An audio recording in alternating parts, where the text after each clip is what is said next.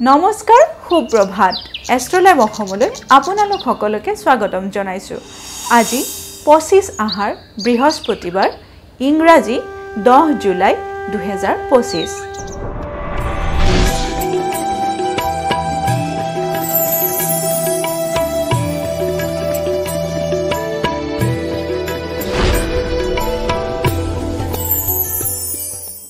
পঞ্চাং অনুসৰি আজিৰ দিনটোৰ ৰাশিফল মেঘ ৰাশি। মেঘ ৰাশিৰ শুভ কাৰ্য অনুষ্ঠান। মেঘ ৰাশি জাতক জাতিকাসকলে আজিৰ দিনটোত যদি কোনো শুভ কৰ্ম সমাপন কৰিম বুলি ভাবি আছে তেতিয়াহ'লে বিনা দ্বিধাই আগবাঢ়িব পাৰে। বৃষ ৰাশি। বৃষ ৰাশিৰ পাৰিবাৰিক সুখ। বৃষ ৰাশি জাতক জাতিকাই আজিৰ দিনটোত পৰিয়ালৰ পৰা সুখ অনুভৱ কৰিব পাৰে। মিথুন ৰাশি। মিথুন ৰাশিৰ আঘাত প্ৰাপ্তি। মিথুন ৰাশিৰ জাতক জাতিকাসকলে আজিৰ দিনটো সাৱধানেৰে পাৰ কৰিব, কাৰণ আজিৰ দিনটোত আপোনালোকে শাৰীৰিকভাৱে আঘাতপ্ৰাপ্ত হ'বলৈ যোগ দেখা দিছে। এইবাৰ আহিছোঁ কৰ্কট ৰাশিলৈ। কৰ্কট ৰাশিৰ অশান্তিৰ চিন্তা। কৰ্কট ৰাশিৰ জাতক জাতিকাসকলে আজিৰ দিনটোত মানসিক অশান্তিত ভুগিব পাৰে।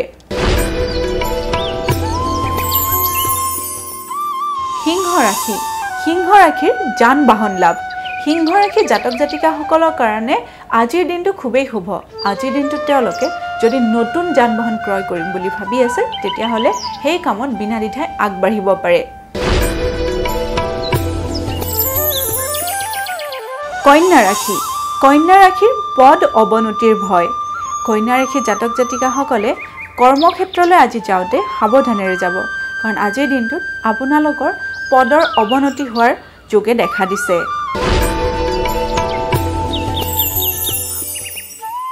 এইবাৰ আহিছোঁ তুলা ৰাশিলৈ। তুলা ৰাশিৰ আশা পূৰ্ণ।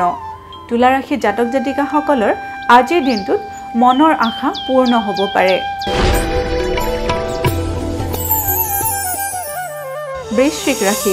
বৃশ্চিক ৰাশিৰ শত্ৰুক্ষয়।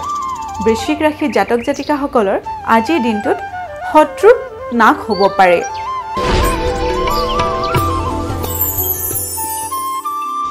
ধনু ৰাশি। ধনু ৰাশিৰ মাংগলিক কাৰ্য সমাপন। ধনু ৰাশিৰ জাতক জাতিকাসকলে আজিৰ দিনটোত যদি কোনো মাংগলিক কাৰ্য কৰিম বুলি ভাবি আছে তেতিয়াহ'লে বিনা দ্বিধাই সেই কাৰ্য সমাপন কৰিব পাৰে।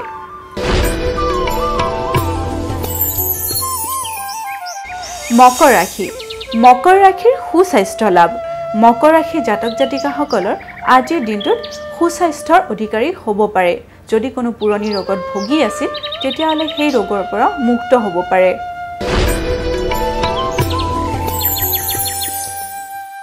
কুম্ভ ৰাশি। কুম্ভ ৰাশিৰ স্ত্ৰীপীড়া। কুম্ভ ৰাশিৰ জাতকসকলৰ আজিৰ দিনটোত শুভ নহয়, কাৰণ আজিৰ দিনটোত আপোনালোকৰ স্ত্ৰীসকলে মানসিক আৰু শাৰীৰিক পীড়াত ভুগিব পাৰে।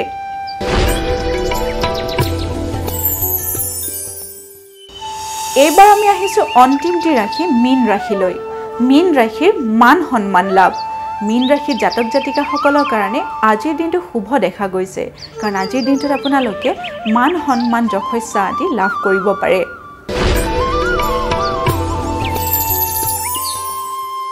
এয়াই আছিল আজিৰ দিনটোৰ ৰাশিফল। এষ্ট্ৰলাইভ অসমৰ ৰাশিফল অনুষ্ঠানটিৰ পৰা আজিলৈ মই বিদায় মাগিছোঁ। আপোনালোকৰ দিনটো শুভ আৰু সমৃদ্ধিশালী হওক তাৰেই কামনা কৰিছোঁ। ধন্যবাদ।